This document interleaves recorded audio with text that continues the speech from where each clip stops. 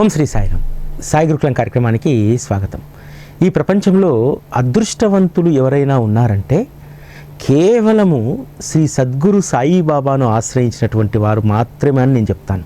ఎందుకంటే మనకున్నటువంటి అదృష్టము మరెవరికీ లేదు. ఈ కలియుగంలో భవసాగరం నుంచి చాలా సురక్షితంగా తీరాన్ని చేర్చేటువంటి సద్గురువు దొరకడం ఒక ఎత్తు అయితే, ఆ సద్గురువు యొక్క మధుర బోధనలు, మధురమైనటువంటి కథలను ఆస్వాదించేటువంటి అవకాశం లభించడం మనందరము చేసుకున్నటువంటి సౌభాగ్యం. ఎందుకంటే గురు కథలో ఉన్నటువంటి మహిమ మరెందులో కూడా మనకు లభించదు. గురు కథా మహిమను అనుభవిస్తున్నటువంటి వారు, గురు కథాశ్రవణాన్ని ఆస్వాదిస్తున్నటువంటి వారు ఈ ప్రపంచంలో వీరు మాత్రమే అదృష్టవంతులు. ఎందుకంటే మన జీవితాలను మార్చుకోవడానికి, మన జీవితాల్లో ఒక మంచి సంస్కరణలు చేసుకోవడానికి గురు కథ అనేటువంటిది మనకు ఎంతగానో ప్రయోజనాన్ని చేకూరుస్తుంది.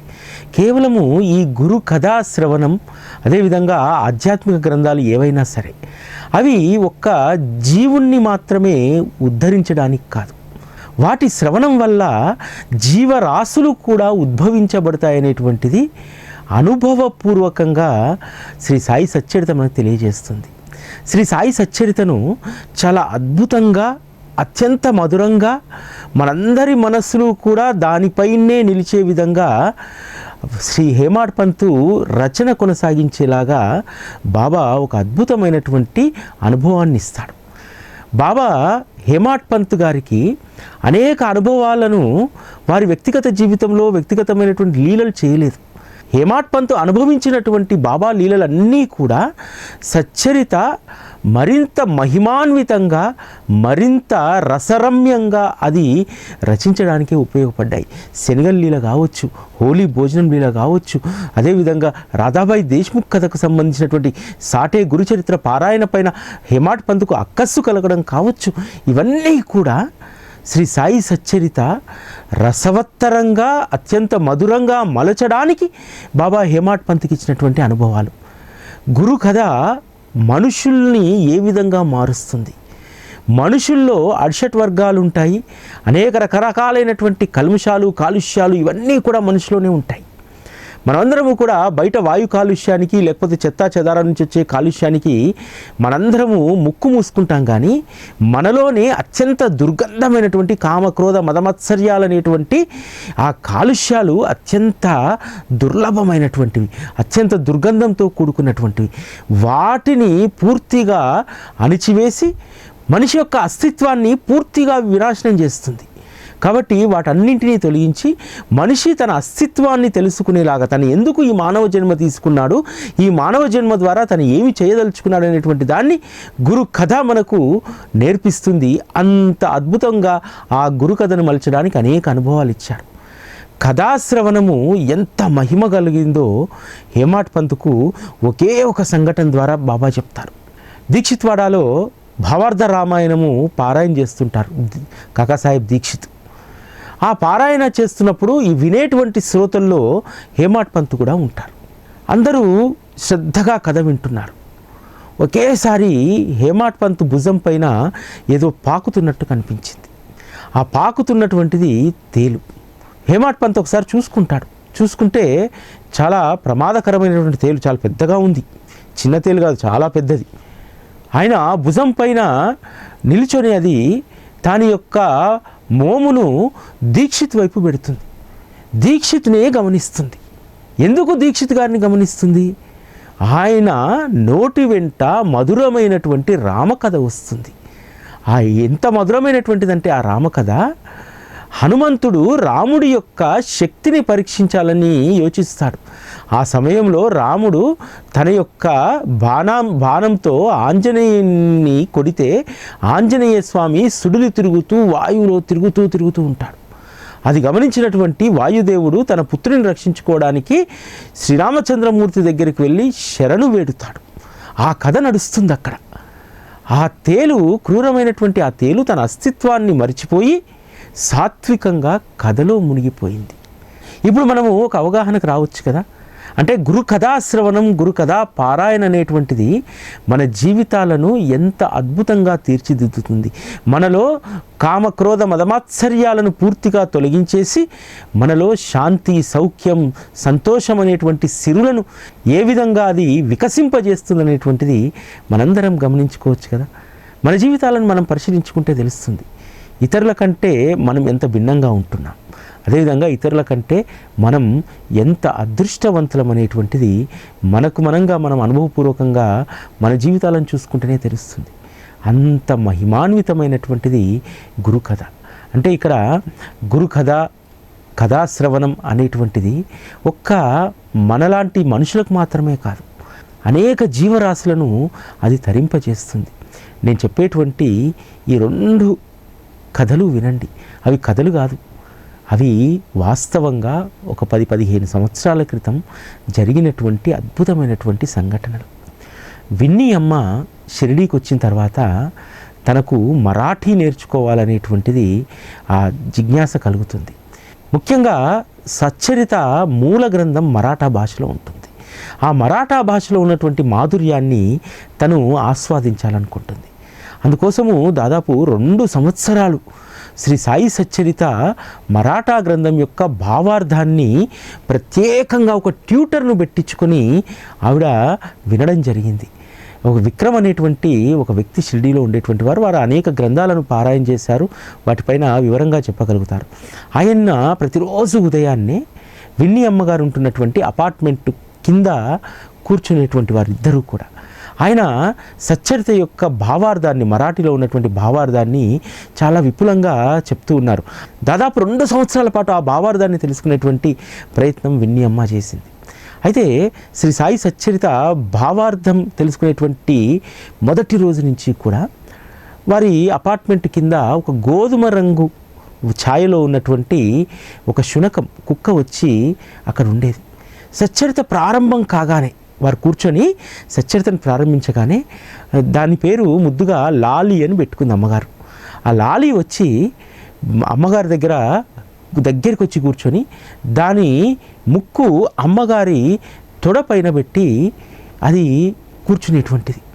సచ్చరిత భావార్థం చెప్తున్నంతసేపు మరాఠాలో అది కదలకుండా అలానే వినేది.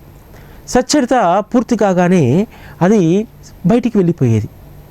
ఈ విషయాన్ని విన్నీ అమ్మ గమనించింది.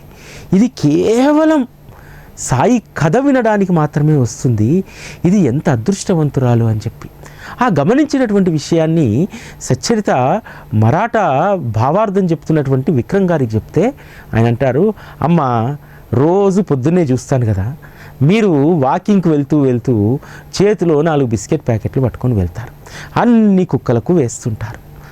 ఇది కూడా మీరు మళ్ళా ఏదైనా తిండి పెడుతుంది అనేటువంటి దానికోసం వచ్చిందమ్మా, అంతే తప్ప దీనికి ఏం సాయి సచ్చరిత పట్ల శ్రద్ధ లేదు, అయినా శునకం ఎలా వింటుంది సాయి సచ్చరితను అని చెప్పి అని అంటారు.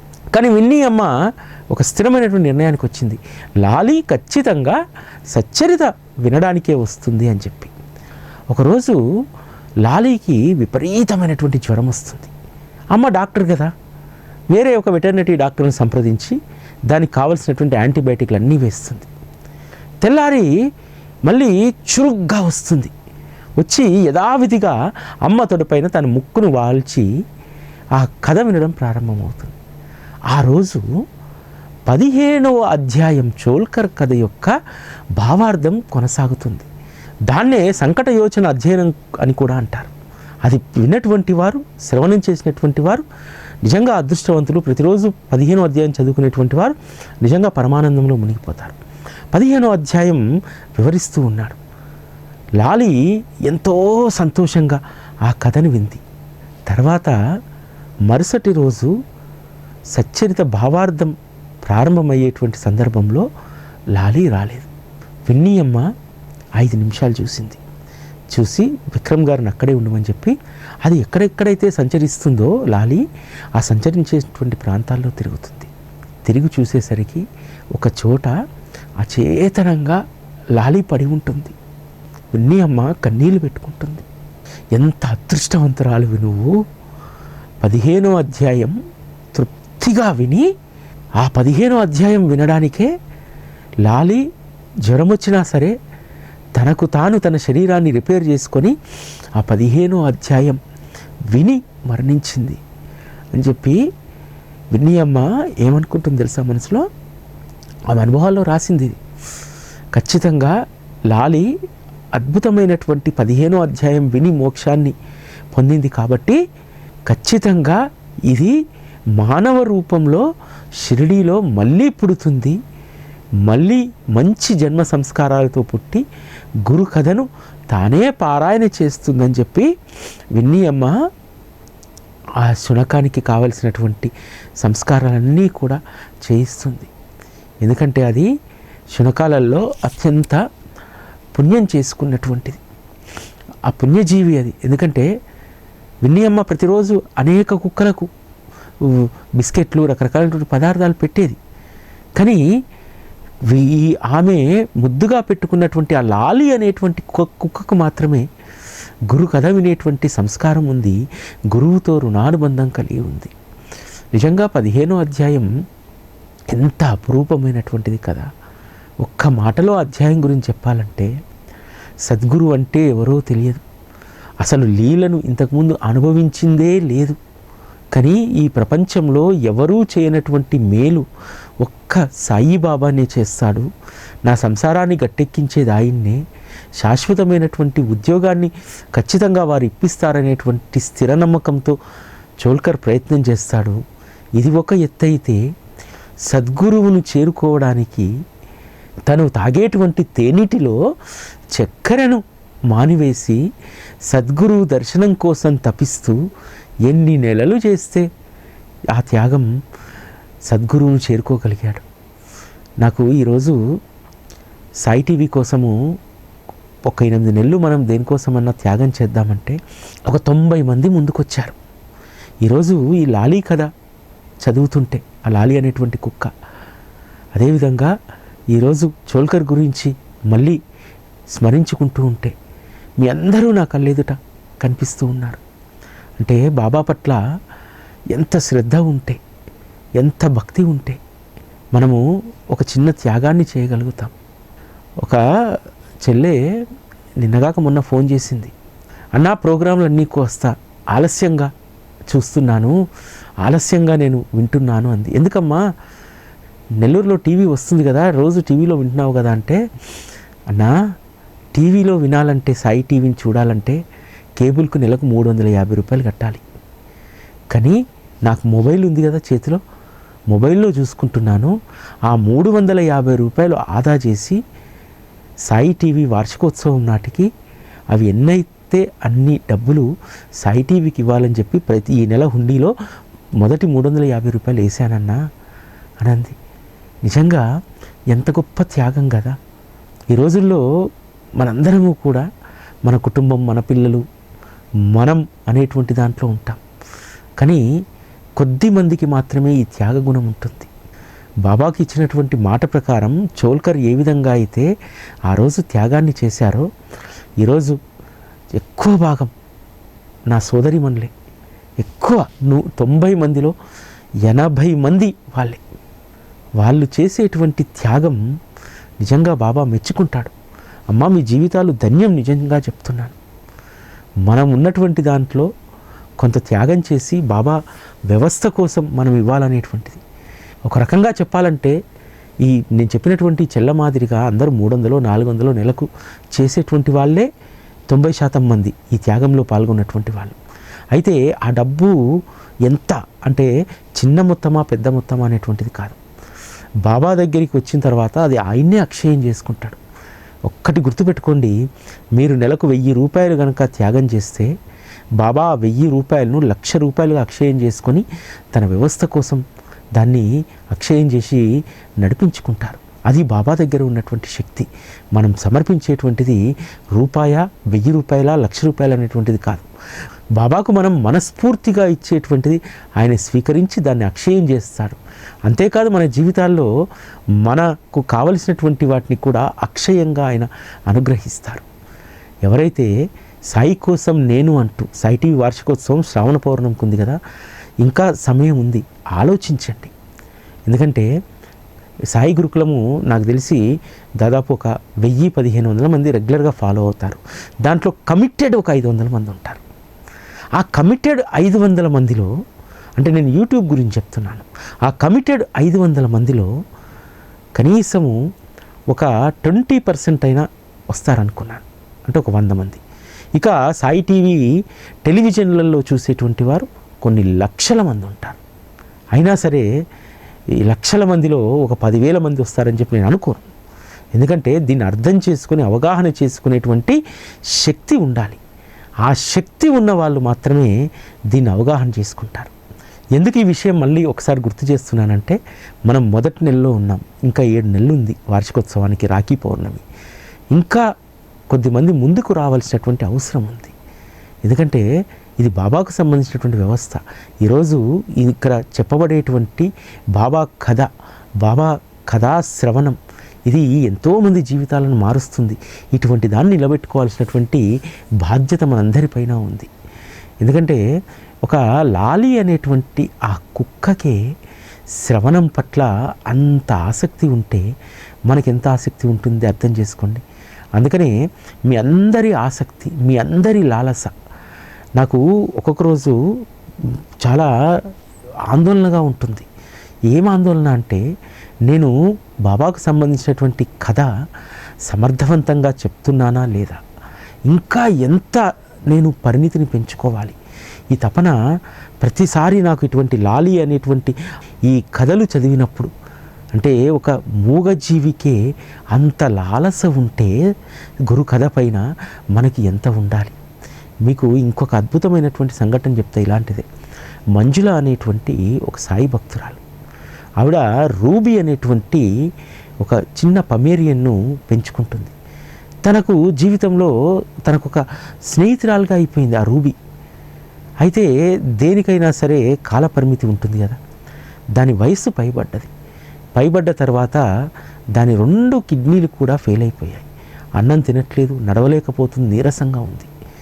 డాక్టర్ దగ్గరికి తీసుకెళ్తే డాక్టర్ అంటారు, దీన్ని మనము సానుభూతితోటి మనం దీని ప్రాణం తీసేయాలి, లేకపోతే అది అంతగా బాధపడుతూ జీవించడం మంచిది కాదని చెప్తుంది. దాంతో రూబీని అలా చేయడము ఆ మంజుల గారికి ఇష్టం లేదు. తీసుకొచ్చేసారు ఇంటికి. ఎందుకంటే అది తను హారతి పాడుతున్నప్పుడు, సాయి సచ్చరిత పారాయణ చేస్తున్నప్పుడు, అంతేకాదు తన నామజపం చేస్తున్నప్పుడు బాబాకు ఎదురుగా కూర్చొని బాబా వైపు నమస్కారం చేస్తున్నట్టు 2 చేతులు జోడించి బాబానే తదేకంగా చూసేది. కాబట్టి ఇది బాబా పట్ల అమితమైనటువంటి ప్రేమ కలిగినటువంటి శునకం. దీనిని అలా చంపను అని చెప్పి ఇంటికి తీసుకొచ్చుకుంటుంది. దాని ఆరోగ్యం బాగలేదు కదా, హాల్లో దాంతోపాటు తాను కూడా కింద పడుకొని దానికి కావలసినటువంటి ఆహారాన్ని ఇస్తూ ఉండేటువంటిది. రూబీ ఆరోగ్యాన్ని బాగుపరచు బాబా, దానికి ఏమాత్రం కూడా ఇబ్బంది కలగకుండా తీసుకెళ్ళిపో బాబా అని చెప్పి శ్రీ సాయి సచ్చరిత పారాయణ ప్రారంభిస్తుంది మంజుల గారు. సచ్చరిత పారాయణ ప్రారంభించినప్పుడు ప్రతిరోజు కూడా తన ఎదురుగా వచ్చి కూర్చొని, తనకు శరీరంలో శక్తి లేకపోయినా పడుకొని తలను పైకెత్తి మంజుల గారి వైపే చూస్తూ ఉండేది. ఒకరోజు 42వ అధ్యాయం పారాయణ జరుగుతుంది. బాబా మహాసమాధి ఘట్టమందులో ఉంటుంది. ఆ ఘట్టం చదువుతున్నప్పుడు తదేకంగా బాబానే చూస్తూ ఉంది రూబీ. ఆ రోజు రాత్రి చాలా ఇబ్బంది కలిగింది తనకు. తను పడుకున్నటువంటి స్థానం నుంచి లేచి వెళ్ళి అర్ధరాత్రి బాబా పటం ముందు ఎదురుగా పడుకొని ఉంది. సరే, ఇక్కడ ఇబ్బందిగా ఉందేమో, అక్కడ పడుకుంటుందిలే అని చెప్పి వదిలేసింది.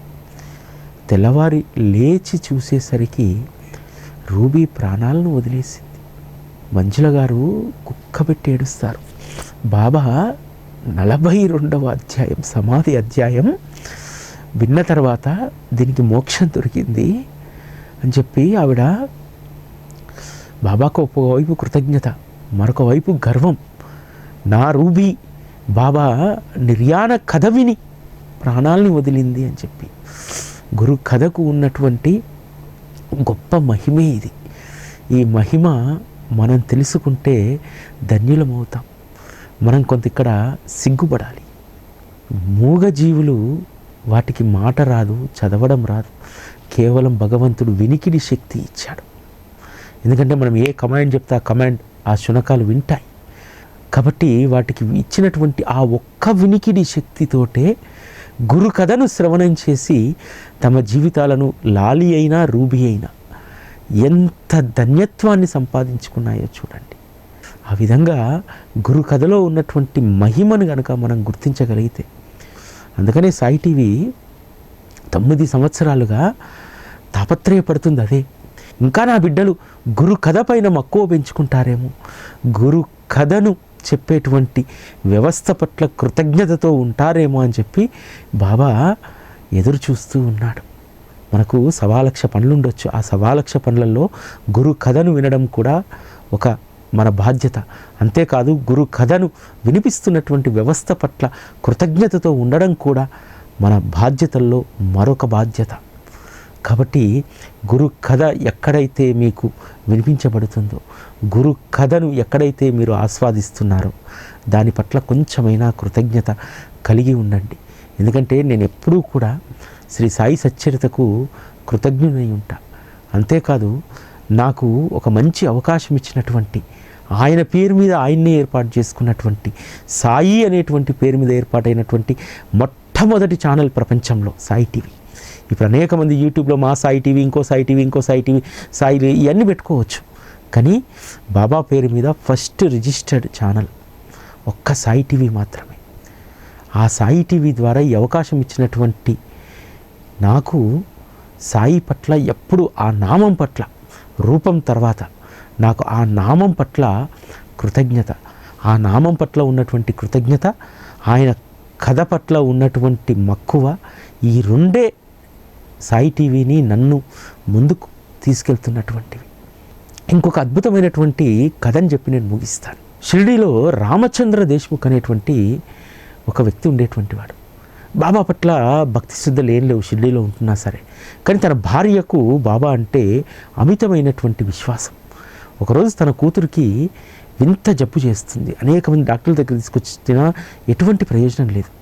తన భార్య మనసులో అనుకుంటుంది, నేను ఎట్లాగో బాబాకు భక్తురాల్ని, బాబా నా మాట కాదనడు, కానీ ఈ వంకతోటైనా సరే ఆయనను మార్చాలి అని చెప్పి భర్త దగ్గరికి వెళ్ళి చెప్తుంది. రామచంద్ర దేశ్ముఖ్ దగ్గరికి వెళ్ళి, అయ్యా నేను వినతి చేస్తే బాబా వింటాడో వినడో, కానీ నీకు బాబా పట్ల నమ్మకం లేదు. నమ్మకం లేనటువంటి వాళ్ళే బాబానుకు వినతి చేస్తే ఖచ్చితంగా కష్టం నుంచి గట్టెక్కిస్తారు. నువ్వే వెళ్ళి సమాధి మందిరానికి వెళ్ళి బాబాకు వినతి చేసిరా, రక్షించమని చెప్పు నీ కూతురు అంటే నీకు ప్రాణం కదా, రక్షించమని చెప్పు, వెళ్ళి ఊది తీసుకురా అని అంటుంది.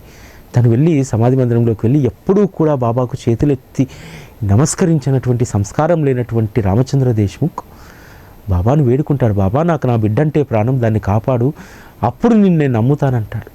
తను తీసుకొచ్చినటువంటి ఊది 2 రోజులు తాగిపిస్తే ఆ తర్వాత ఆ చిన్నారికి ఉన్నటువంటి జబ్బు తొలగిపోతుంది. భార్య చెప్తుంది, ఒట్టి నమస్కారం కాదు బాబాకు కృతజ్ఞత, ఈ రోజు నుంచి వారం రోజుల పాటు సచ్చరిత పారాయణ చెయ్యంటుంది. వరండాలో ప్రతిరోజు స్నానం చేసి సచ్చరితను పారాయణ చేయడం ప్రారంభిస్తాడు. అయితే మొదటి రోజు ఒక వింత జరుగుతుంది. తను పారాయణ చేస్తున్నప్పుడు మొదటి మెట్టు మీద, ఆ వరండాలో మొదటి మెట్టు మీద పెద్ద కప్ప వచ్చి తలెత్తి రామచంద్ర దేశ్ముఖ్నే చూస్తూ ఉంటుంది. పారాయణలో నిమగ్నమైనటువంటి ఆయన మధ్యలో లేచి చూసేసరికి కప్ప తనని గమనిస్తూ ఉంటుంది. సరే పారాయణలో కూర్చున్నా కాబట్టి లేవద్దని చెప్పి ఆ కప్ప కూడా పైకేం ఎక్కట్లేదు. సరే అని చెప్పి మొదటి రోజు పారాయణ అయిపోయింది. ఆ కప్ప 7 రోజులు కూడా ఆయన చదివేటువంటి గురు కథను వినడానికి వచ్చింది. కప్పకు చెవులు ఎక్కడుంటాయి? కళ్ళే ఉంటాయి, నోరే ఉంటుంది. శునకానికంటే చెవులు ఉంటుంది, అది గ్రహణ శక్తి ఉంది దానికి. ఆ కప్ప వచ్చి కథ వింటూ ఉంది. 7 రోజులు పూర్తయితాయి. ప్రతిరోజు తను చేసేటువంటి సూర్య నమస్కారాన్ని చేస్తూ ఉన్నాడు, పూజ అంతా జరుగుతూనే ఉంది. కానీ 8వ రోజు మళ్ళీ కప్ప రాలే. అది 7 రోజులు సప్తాహం వినడానికే వచ్చింది. ఎక్కడి నుంచి వచ్చిందో? జన్మ సంస్కారాలు ఇవన్నీ కూడా ఎప్పటి రుణానుబంధమో బాబాతోటి. కాబట్టి గురు కథ ఎంత మహిమాన్వితమైందంటే ఒక్క జీవుణ్ణి మాత్రమే కాదు, జీవరాశులన్నింటినీ కూడా ఉద్ధరించేటువంటిది గురు కథ. అందులో అంత గొప్ప శక్తి దాగి ఉంది. ఇది ఈరోజు సాయి గురుకులం. మళ్ళీ రేపటి కార్యక్రమంలో కలుసుకుందాం. అప్పటి వరకు సెలవు. నమస్కారం.